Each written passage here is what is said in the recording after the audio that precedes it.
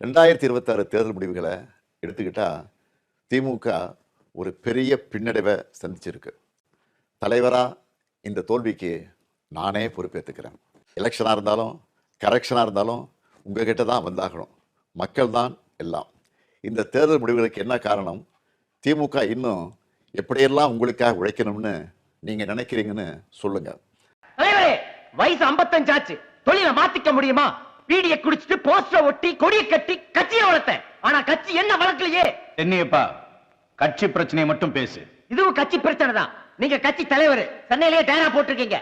அது மட்டும் இல்ல, உங்க தம்பி கோயம்புத்தூர்ல எம்எல்ஏ, போதாதுக்கு மாவட்ட செயலாளர் வேற.